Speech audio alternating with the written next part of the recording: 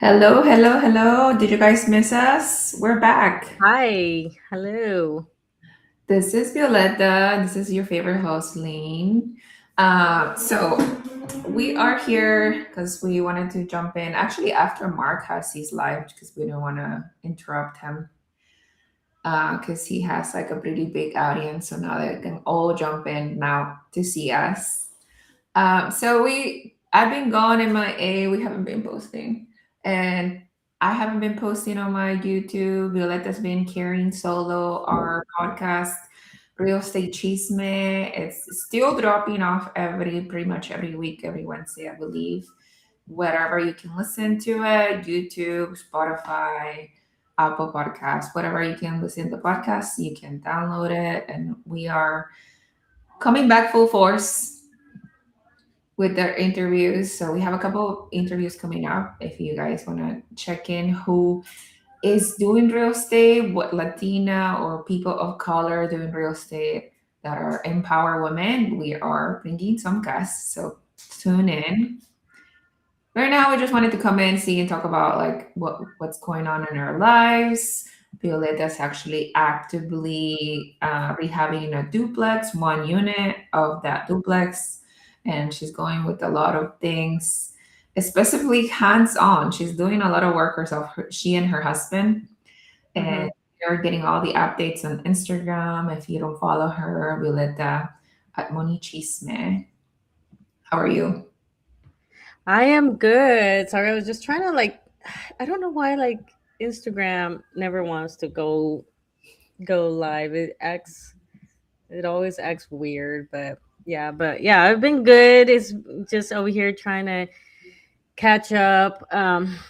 Like I haven't seen Lynn in like a month. It feels yeah, it's been a month. So we've been catching up. We just recorded like two episodes and we're like let's just go live and caught up on all the chisme that we've been um doing because we haven't even like texted or anything besides sending each other TikToks and stuff. So yeah. Yeah, and I see Marcus on the chat, and Jasek is also on the chat. That's Jasek is one of the people that I missed when I went to New York. I was trying to meet up with them, but my family just had like too many plans for us, and then we couldn't meet up.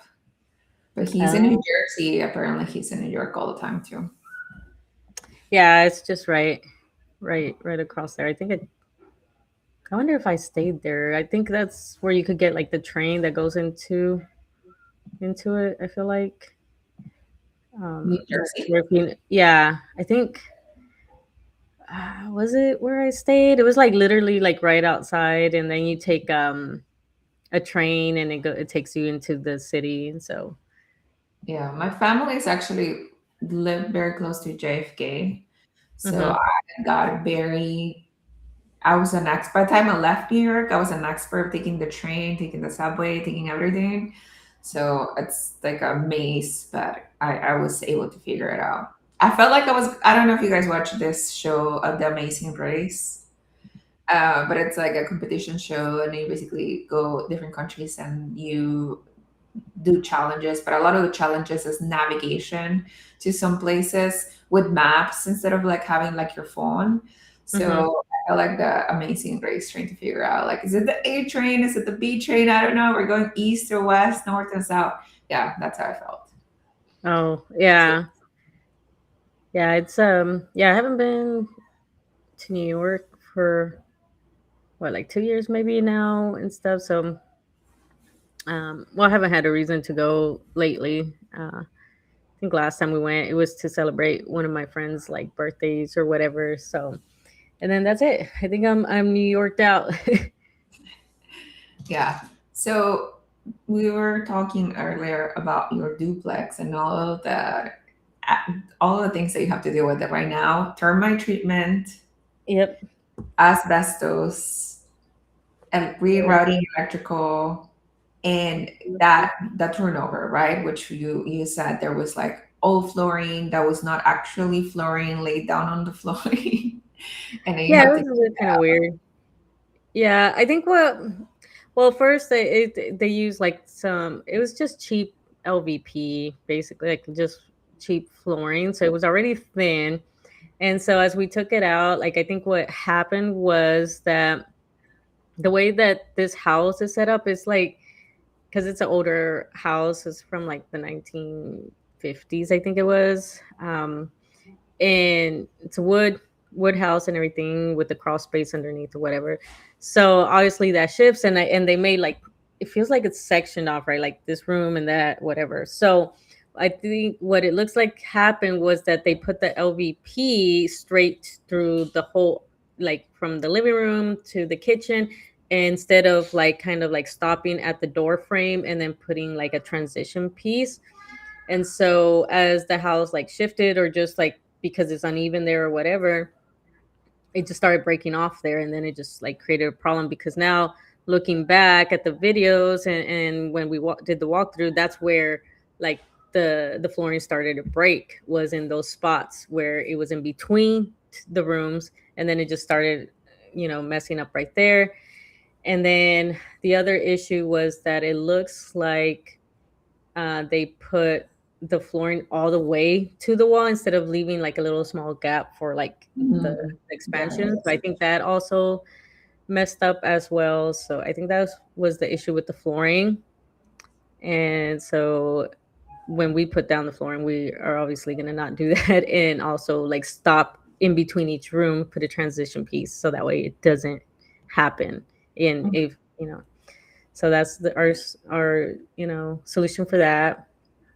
Yeah, the asbestos was a nice find, uh, and it wasn't that hard to get it fixed, and not as expensive. I'm thinking like, oh, like $15,000 or whatever. It was less. It was, I think it was like 4,500 to remove all the insulation, because it's all contaminated. They sealed it, and they do like some spray that knocks down and encapsulates any fibers that might still be in the air or in that area. And then I think it cost me another 2,000 to put the new blow-in insulation and stuff. So I think in total, yeah, it's like about 7,000 to take all that out and stuff. So yeah, so that was fun. The electrical was just frustrating. It's an older house. So in the future, I might not. I don't know if I'll go for an old house again. I don't know. I don't know. New construction for now I, on. yeah, it's just little things that just kind of irk me, because there's no outlets. For example, like for me, I know in the like not yeah, in the bathroom by the sink, you would like to have like an outlet located nearby for like a blow dryer or whatever. And then the kitchen, you would want to have like an outlet there too for like kitchen appliances or whatever. But this is an older house that didn't have like a lot of stuff like that. So there's not really an outlet nearby. It's a little bit nearby, but it's just little nitpicky things for me. And I'm like, and then of Mhm. course the electrical wiring is not up to code, right? Which you're grandfathered in unless you start, doing like major renovations or whatever. Then yeah. So I think those were just like kind of the headaches that were just kind of annoying. Yeah, no, I totally understand. And I think like the difference, major difference, like you're there to see every single little thing. Like, oh, if there's only one outlet. It's gonna be problematic for the tenant Hmm. that have like everything connected on that's one layer of the room, right? And Hmm. as opposed to like investing at a distance, which you like can't see from the pictures, but you can see Hmm. everything in the pictures, right? Or the videos or whatever. And but I think the thing is that not only they just have asbestos, but you had termites. And Hmm. I think you or I back in the day, like 2 years ago, would have been like, oh my God, asbestos. Like, I'm gonna drop this house. I'm not gonna continue to like from the inspection to close the deal, even because I don't even know how to deal with that, right? Like, what Yeah. has changed since you 2 years ago or like 3 years ago? Like, where you're like, oh, asbestos, let me see what I can do about that. Yeah. Well, I think some of it comes with my safety background as well.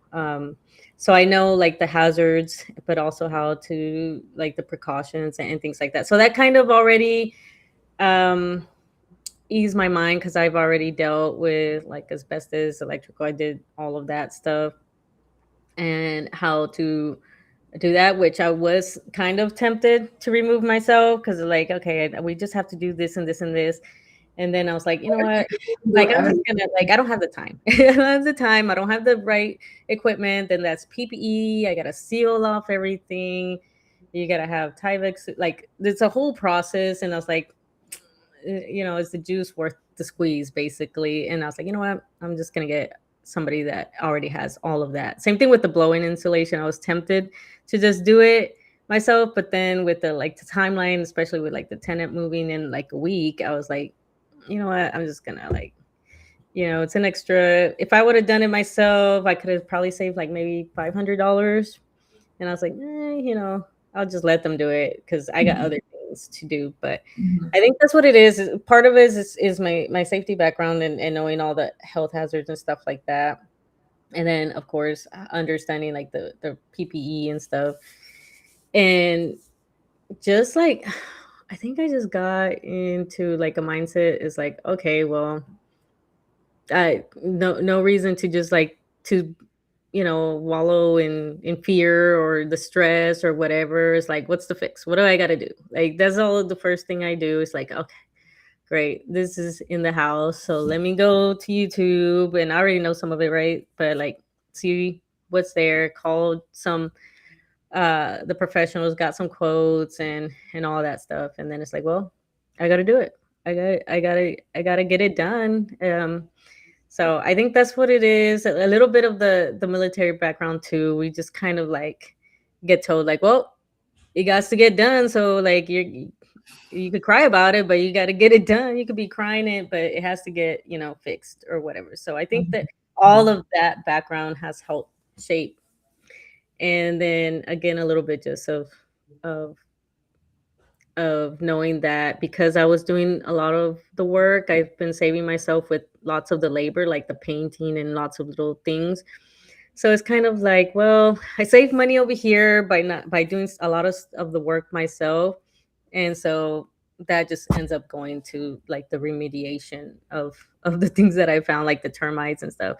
Which with the termites, I really imagined that I would have to tent the whole house and all that stuff. And they're like, no, we're just gonna like drill holes here and we're gonna do chemicals and we're gonna go in the crawl space and spray the pillars and then trench around the whatever, all that stuff. So and then that was like $2,000. So not as sometimes your imagination can run wild and make it worse than what it actually is going to be, Mhm. once you call like the professionals. And then yeah. Yeah, yeah, definitely. And there's so many ways to fix something. Like you said, you had to do treatment, but yeah, I don't know what it's the immigrant mentality, which like we think we can do everything. So just like, oh, I'm gonna go ahead and do it, even though like just calling somebody for a code or whatever. Like right now, my niece, which is totally unrelated, like has Mhm. a AC problem, right? Like AC is not working, and they did have a couple technicians saying the freon is leaking, so they need a new unit. Okay. And my niece's husband basically was like, "Well, I can replace the neon." And I'm like, "Can you? Because I don't think I don't never seen you touch an AC. Like I haven't." Which is the same person also too that I don't know. This is, I hope they don't listen to this one, but I, you know how like he decided to change out a sink in their house, just make it like Mhm. a house good big ass sink, right? And then so you shut off the water. That's the first thing that you do, right? And then Mhm. kind of plumbing, you shut off the water, but you also let the water drain, right? Because there's Mhm. going to be pressure built in the pipes, so you need to let all the water drain. And this is things that are like you learn through YouTube University, like you Yeah. said. And he didn't do that. He shut off the water main and disconnected the sink, disconnected all the piping under the sink. And it's a townhouse. So what he found out is that the leaking didn't stop. So the valve that shut off the main shut off water is old and it doesn't completely shut off the water. So Mm. he had the leak and he had to change the whole sink and he refused to call somebody like a plumber or anything. So he changed the whole sink by like basic clogging that like pipe of the sink that was water and going to the water. So he had to do the whole installation while holding off the leak. So it Oh, was geez. insane, but like those are things that you learn on the go, basically. Yeah, I think you're right. We have, it's definitely an immigrant mentality, I feel, but also kind of like a, we tend to have like a lot of kind of like a frugal mentality too, because I know I grew up and I had like tios and like family members like, I'm not gonna spend money on that, I could do it myself, or this and that or whatever. And so then you grow up, and then I definitely have that, especially with this property, like we can do all this by ourselves. Like, stressing my husband out, he always like, I'm not a professional, and I was like, you can do it, just YouTube it, like you're fine, right? And Yeah. so, but learning to balance that when, and understanding when, okay, it's time to do a professional. Cause I definitely had like some people like, yeah, just go up there and bag it up. I was like, no, cause Texas does let you, right? Like if it's like, you could do it. There's not, I didn't see anything that was whatever. They tell you to take these precautions and make sure that, you don't throw it in the regular trash. You got to take it to a certain place, or which was another thing. It's like, I don't want to have to figure out Right. where I gotta take it, and then you gotta, and for sure you gotta bag it a certain way. You gotta tape double, double bag it, tape it, blah blah blah, with label it and all that stuff. I was like, that's just so much work and headaches. And I was like, you know Mhm. what? No, like, can I do it? Like, yes, because I have uh, the background and the qualifications to do it, but I don't have the equipment and all that extra research that I have to do to figure Mhm. out where to take it, the regulations for this specific city area. And Mhm. it's like no. So Yeah, and then like also what's worth your time? Yeah, can you do it? But is it gonna take you three times as long as a mhm, professional would do it, right? Like, yeah. I mean, your mom, you have classes, you're doing all those things, and you're like, is it really worth you staying there, you know, Yeah. twice as Yeah, you much? gotta, I think that's what the bigger thing too is, like understanding the value of your time as well. Like before, it's like, yeah, I could do it, and now it's like, no, because if I spend time doing this, that's gonna be X amount of man hours, and then I still need to get this done and have these other things to do. Um, and my time would be more well spent doing like the finances or finding the tenant. So because that was the other thing that I was doing at that time as well. It was like, marketing, figuring out the rent ready whole, platform and all that. So that would have taken away from that and finding a tenant. And so my time, yeah, I spent, let's say it was $500 difference, but now I was able to like market and talk to potential tenants, and now I got a tenant ready to go. Like, otherwise I would have been barely just trying to find a tenant right Yeah. now. So yeah, those are things as well, like balancing um your time versus like trying to save just a little bit money, which, yeah, $500 is a lot, but at the same time it's like, compared to what, like, now I got a tenant ready that's going to pay those $500, because that's the prorated rent that's going to be when they move in. So And you also said like when you open a wall and you saw like the termite damage, you thought it was black mold and you started running outside. And that was like I can yeah, understand what like you're like, oh my god, are we exposed? yeah, huh. I I can only imagine my reaction. I'm like, oh, we were exposed. Yeah, that's how I was, because again, right, like, that's like you were not wearing respirators at that point.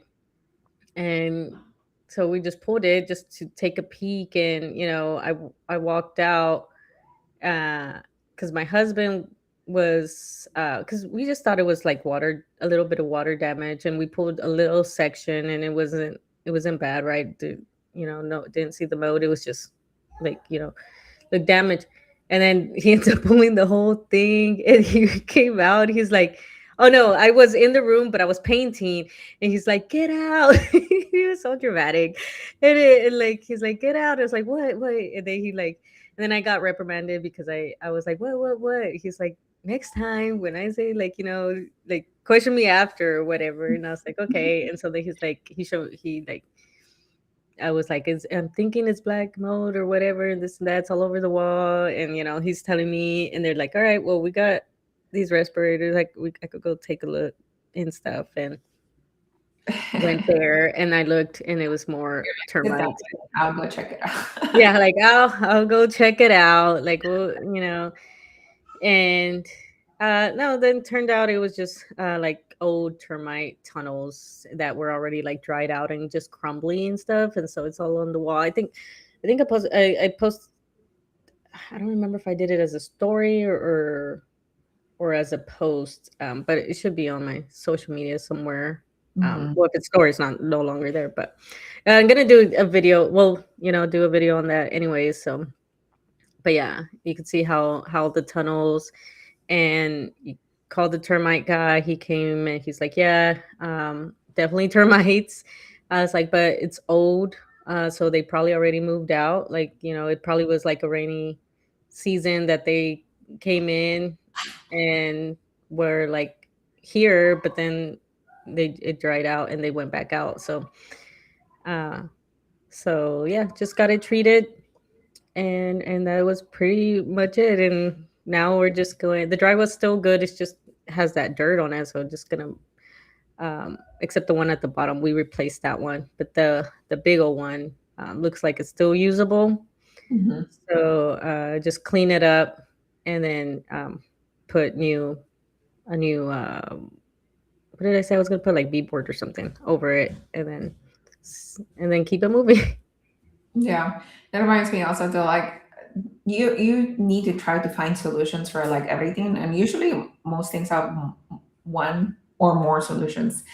So, like for example, like I just got a tree taken out of my front house, Hmm. and one of the quotes that I got was like lower than the other quotes, and that made me a little suspicious of like, well, what's going on? Why is it so low?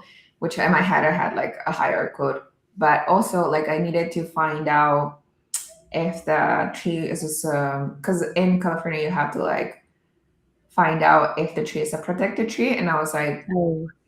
let me look it up in ChatGPT. Is this tree like a protected species? So like I uploaded it to three different ChatGPTs, and two of them say like it's a protected tree. One said it's not. So I was like, oh my god. So I don't even know like the answer, but I'm like probably not even 90% true as a protected tree. But then like I have to find like the answer, right? So I have to get an arborist, and actually there's arborists that you can make a video call with, and Hmm. they will let you know if like the tree is a protected species or not. And that's what I did. And that was significantly less costly than having somebody come out here and like give me a report, right? And then I was like, Hmm. that's even a thing that they do. So that's something that like I wanted to find out. And it wasn't a protected tree. So I had to like I was able to take it down without breaking the law or something. Yeah. Or like having to have the permit pulled and then somebody come up and then make some kind of remediation, because like when it's a protected tree you have to like replant Hmm. things. So yeah, there's more than one solution to everything, so don't freak out with things rise up.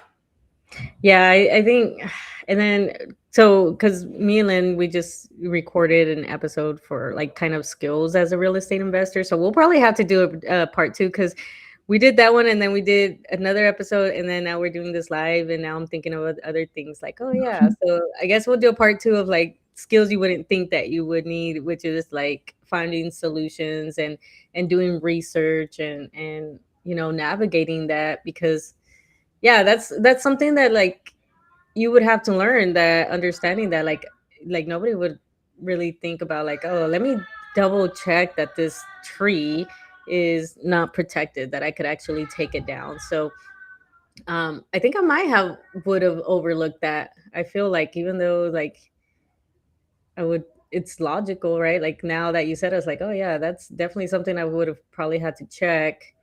um but I feel like I would have overlooked looked it. Yeah, um because I thought the same thing, and I mentioned it. This is why it's important to have like people that are in real estate or have done this, like the things they have done, and I Mhm. like told somebody and they were like, "Oh, just make sure it's not a protected species." And I was like, "Okay, well, it's in my property line. Even if it's a protected species, like, what am I going to do?" Like, then I have to remember, no, I live in like the most restricted area. Yeah. Also, you have to make sure you're doing things by Yeah.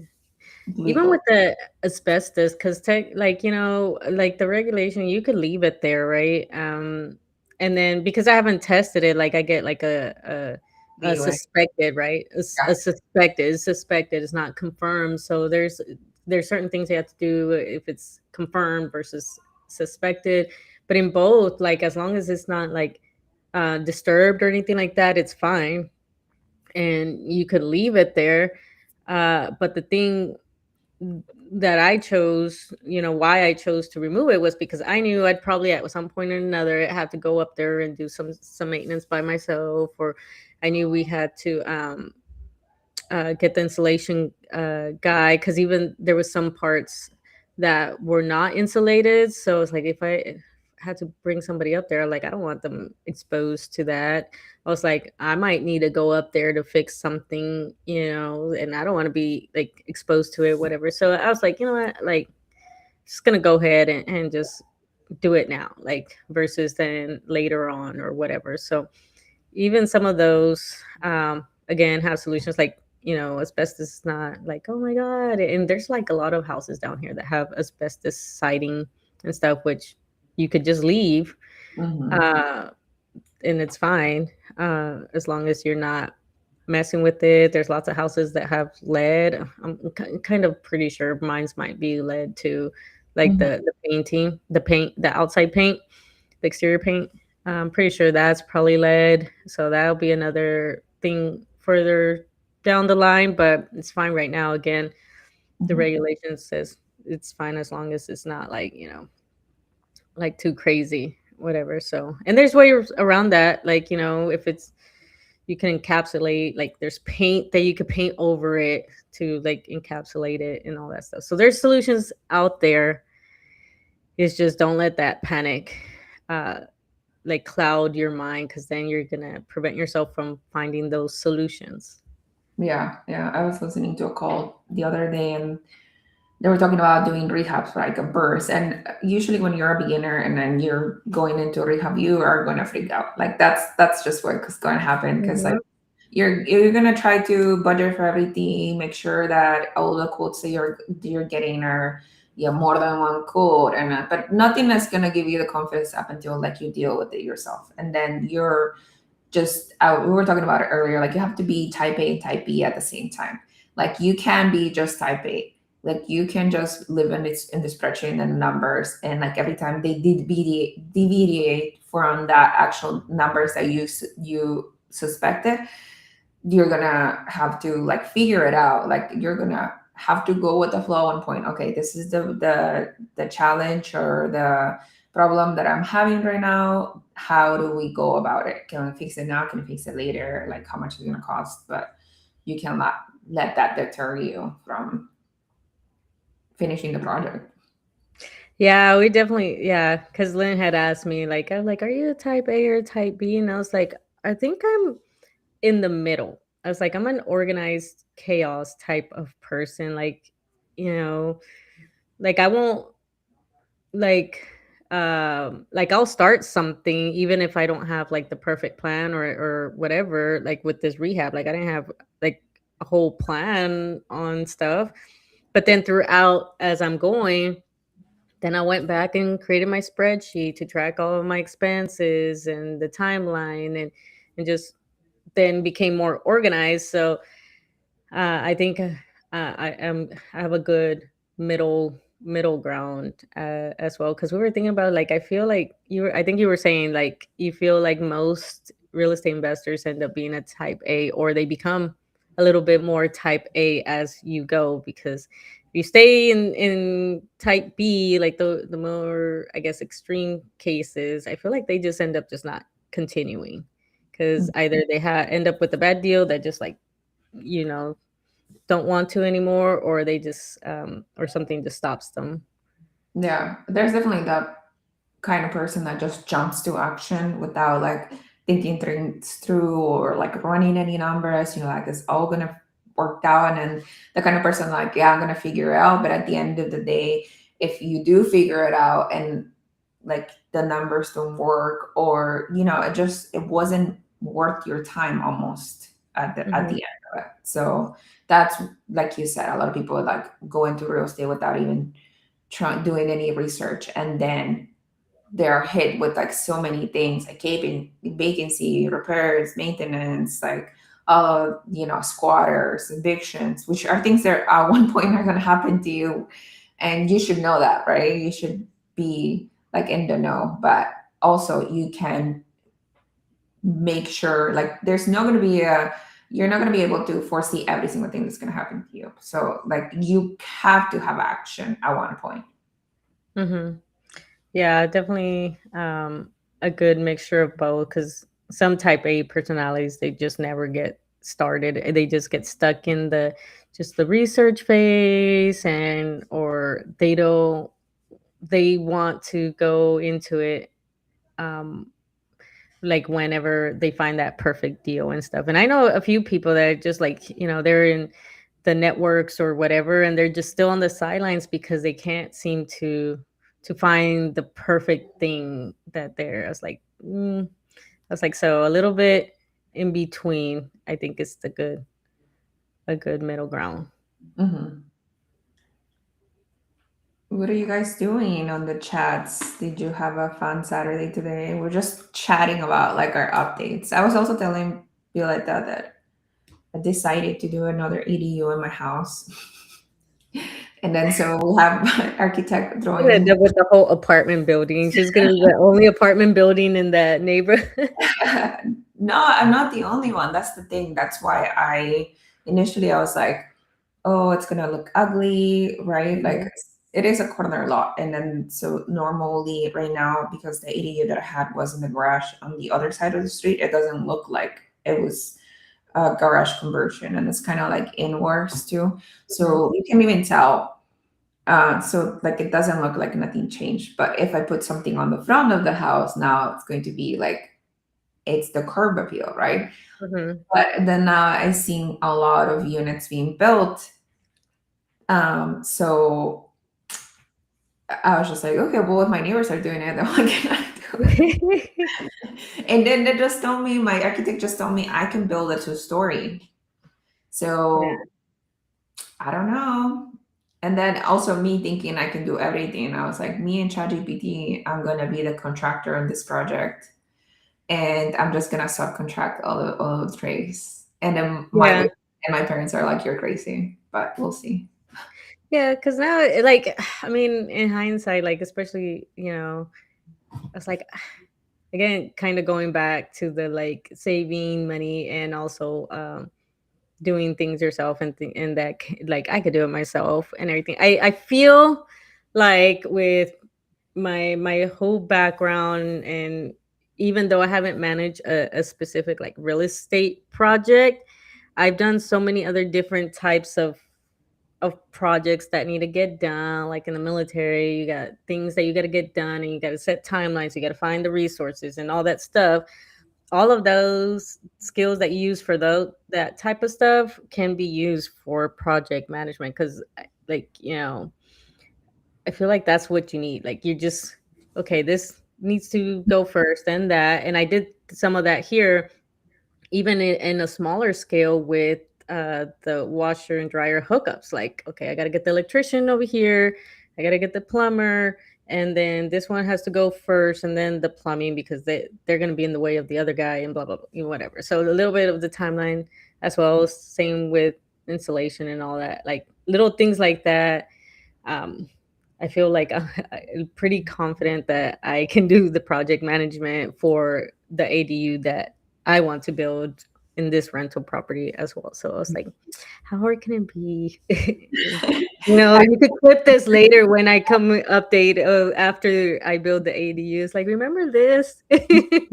I don't think I have any contractors in the chat that's gonna lift me up on fire right now, but That's why uh, I was trying to be careful. It's like, oh, I don't want to be like step on toes. Like, how hard can it be? I was And just like, I don't know. I think I can do everything, I guess, but because yeah. I've done the back, and I was at the time I didn't have Yeah. time, right? So I did a contractor, and that was the first time that I was doing something, anything like Yeah. that. So like I saw all the problems. I wasn't there for every single thing because I do work, right? I do for 5 days a Yeah. week. So I'm like, I'm not there watching every single thing, but I feel like I could probably troubleshoot some of the things that were problematic, but Yeah. I don't know.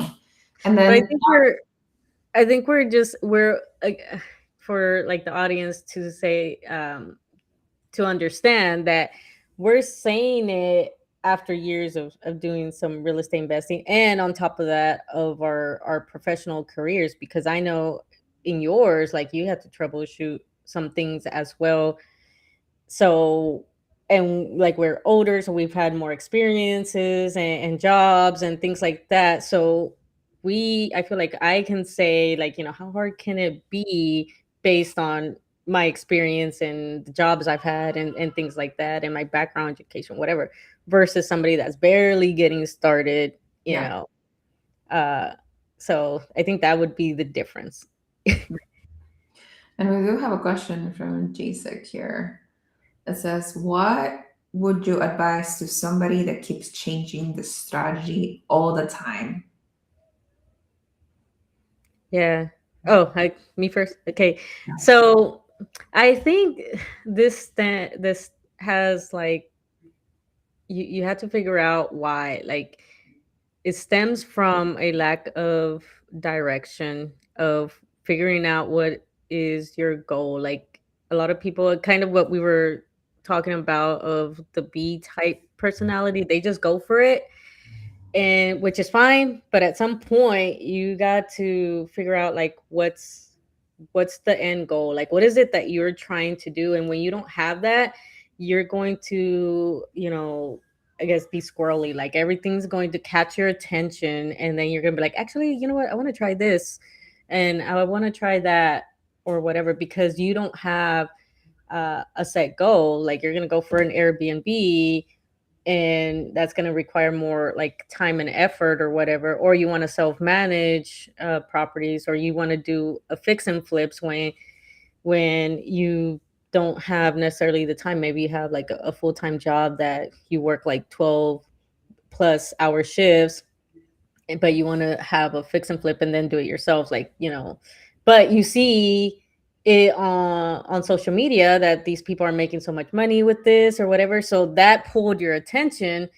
And because you don't have a goal, or what you're trying to accomplish, like, all of these strategies are just pulling you, and then you keep trying, and then you realize, like, you know what, actually, fix and flip, I don't have time for that, so I'm going to do this now.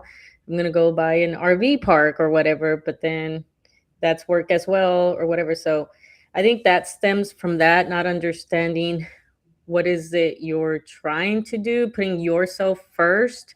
And we kind of, like, uh talked about it briefly in one of the episodes, so, where we talked a little bit about that, is like, understanding, like, your why, and not getting distracted of what everybody else is doing, because all these strategies are good. It's just what is good for you, what you're trying to accomplish. Like, you're going to make, like, all of these strategies are going to make you money, but how much money do you need?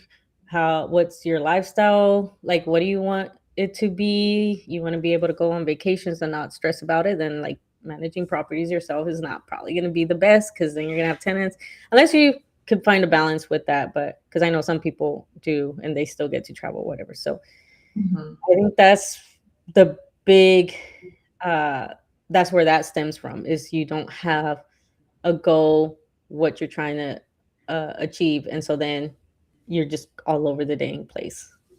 Hmm. I think that, yeah, if somebody keeps trying to change their strategy all the time, I feel like it's a lot of shiny eye syndrome Hmm. because you see everybody thriving like on social media, like, right? Not Hmm. everybody is like, oh yeah, I'm making 5 figures a month from my rentals or from my short-term rentals or whatever, or I retire in 2 years and I love my job, right? But they don't tell you like what's happened. They don't tell you like did they have a fire in their rental. They didn't tell you they borrow money from family. They don't tell you they're over leveraged. They don't tell you all of the downsides. So like it's really easy to be like, oh, I'm just gonna do what that person is doing because they're killing it, right? And it Mhm. seems so easy, but they don't tell you. Look at Brandon Turner right now. He is Mhm. the biggest name in real estate and jumped into syndication, being an operator. He had no business because he's never been an operator in the past. He used to do like one rental at a time, right? He used to do rentals after rentals. And he committing basically admitting that he lost $50 million on the last deal. And Mhm. he has to raise more money for his next deals. Like that big of a person who made it seem like, oh, just give me your money. I'm just going to make your money double, right? Mhm. Made it so easy. It's losing millions of dollars right now. So nobody knows anybody else's business until you're walking on their own shoes. Mhm. So it's really easy to have shiny eye syndrome, but really what you have to know is your limitations. For example, my limitations right now are time wise. That's why I invest out of state. That's why I have a property manager. That's why the one project I committed to be in my backyard was one ADU, right? That's all I can manage. But Mhm. another limitation right now for me, mental and not even physical, or like me needing to be in the person, is like a lot of people do fix and flip and they do active income. I am terrified mentally of like taking other people's money and Mhm. have a debt to somebody else's money and to fail with that. Like that is my mental block right now. Mhm. I know that maybe in a year or 2 years, or maybe 3 years, when I feel more comfortable with my portfolio or comfortable with my passive income, maybe that won't be a mental block anymore. But I know that's a mental limitation right now. I know a physical limitation is like I can manage my out of state rentals at this point because I don't really have the time and I won't be able to perform or even directly message to somebody while I'm at work, right? So I Mhm. know that. And if some people have other limitations, money limitations, how much money you have to invest. Is your W 2 fixed income? Is your or do you work with variable income, right? Do you Mhm. have enough money to like support you and your family? Like you do have to pick something that's going to be a tune for yourself. And then if you change your strategy year after year after year, then you're not going to even be able to assess what you're doing is currently successful, right? Mhm. One of the things that I'm doing right now is optimizing my portfolio, and it's really hard to like sit down and like not actively buy anything. Like right now, earlier I sent a possible burr to one of my friends because they're like they wanted to get a burr, and I'm like, this is perfect for a burr. If you want to flip it, you can flip it, and like I enjoy doing that, right? I'm kind of sad I can't move forward into that house that I see as a perfect flip of burr, but I have to like slow down and see if what I built already right now it's going to support itself and give me back a profit, right? Like Mhm. I moved so fast for the last 3 years in one market only. I haven't deviated for anything like that. I need to assess if that's like worth it to continue to spend my time, and it's not gonna deter me to not move or to not buy anything else during this year Mhm. if it's truly like something that I want to continue doing. I think another thing that uh, I think, like in Brandon's case, and there's some another person that like I used to follow, and this was more like geared towards the military, like military that wanted to do real estate investing, and he created a whole community. And I feel like one of the things too with them is they strayed away from their why, right? Because for Brandon, I feel like he got so big and everything that he feels that pressure that he needs to do bigger and better things, right? Like he has to go do this big multi-million-dollar syndication deal because that's the next step, right? Like you to grow your portfolio and do more bigger projects. And so because of that, he kind of ended up making that mistake because he was just trying to I guess keep up with the bigger millionaire, multimillionaire real estate investors that are out here doing it. And same thing with this other guy that I was in his community because I was in the military and everything like that. And his goal and his whole mission was to help like people in like military or like veterans or whatever get into real estate investing and all of that. But then it became like you started seeing a shift, and I feel like it started when he got a coach. Like you of course you want a business coach and blah blah blah, but I think his business coach or whoever was maybe steering him more towards like just making money. So then he started trying to do those types of deal syndications, which kind of like started like push away his core audience and strain away from his mission. And then everything got so overpriced, and so now people are mad. I still get like emails or be like, hey, I want to see, why, you left and blah blah blah. And it's because I think being trying to become this big deal real estate investor, he strayed away from his goal and his mission, and then now he's trying to pull back because like now his community is suffering because we're kind of like pushed off. Like we like a whole uh, the the little group that we had, because they have the same thing where you have like little groups of like meetup that you're separated into groups for accountability stuff. My whole group left, or is I think maybe one or two Z are still in, but that's just because of they're under the contract. Which that's another thing that he started, like these big pricey contracts that weren't clear and all this stuff, and we're like, what the heck, and everything. So it geared towards more like just making money versus like the mission. And so he realized that, and now he's trying to pull back, and it's like, well, you lost um, some of our loyalty, I guess, because you were too busy trying to be a big dog over here and do all these big syndications and all that stuff. That I mean, if that's what you want to do, I mean, you're gonna have to give one or the other. I was like, either you when you first started, your goal was to help the military members and whatever and community, but you also want to go do that, so you kind of have to do one or the other. And I feel that affected that. Um, and with Brandon, I think he was just trying to keep up with the top dogs that are doing these big things. So Hmm.